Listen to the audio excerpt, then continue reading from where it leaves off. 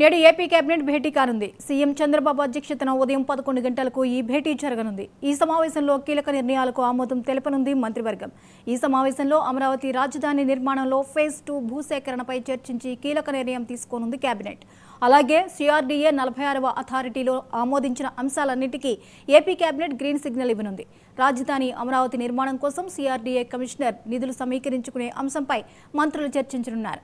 అనంతరం నిధుల సమీకరణకు కేబినెట్ అనుమతి ఇవ్వనుంది.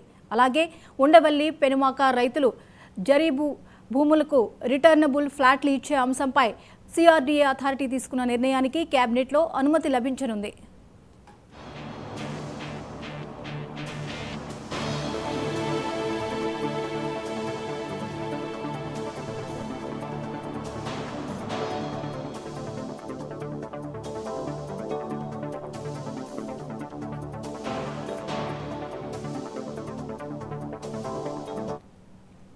మరోవైపు ఆంధ్రప్రదేశ్ నూతన అసెంబ్లీ హైకోర్టు భవనాల టెండర్లకు మంత్రిమండలి ఆమోదం తెలపనుంది.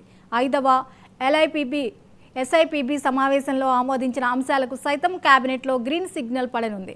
కొత్తగా 30,667 కోట్ల పెట్టుబడులకు 32,133 ఉద్యోగాలు కల్పించే ప్రతిపాదనలకు ఆమోద ముద్ర వేయనున్నారు మంత్రులు. అలాగే రాజధానిలో ఐటీ కంపెనీలకు నామమాత్రపు ధరకే భూ కేటాయింపులు చేసే అంశంపైన చర్చించి ఆమోదం తెలపనున్నారు.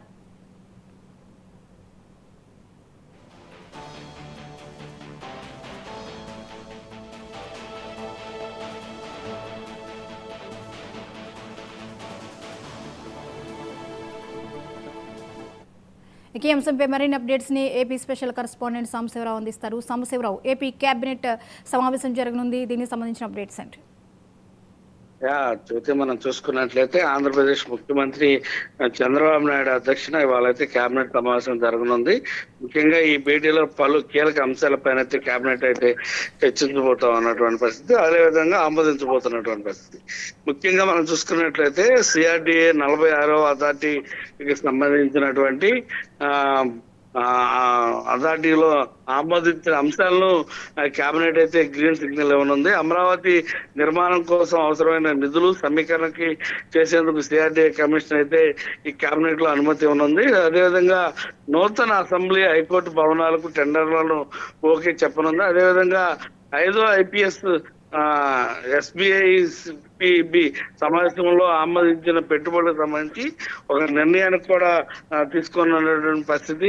మొత్తంగా ఏదైతే కొత్తగా 30,667 కోట్ల పెట్టుబడులు, అదేవిధంగా 32,133 ఉద్యోగాలు వచ్చే విధంగా ప్రతిపాదనకు అయితే గ్రీన్ సిగ్నల్ కూడా ఉంది.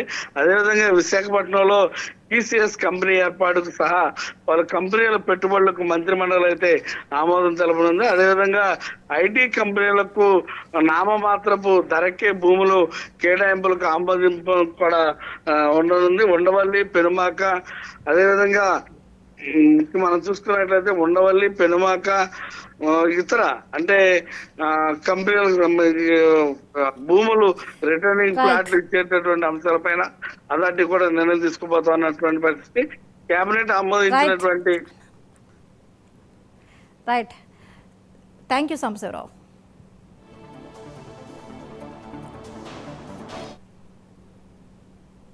నేడు తెలంగాణ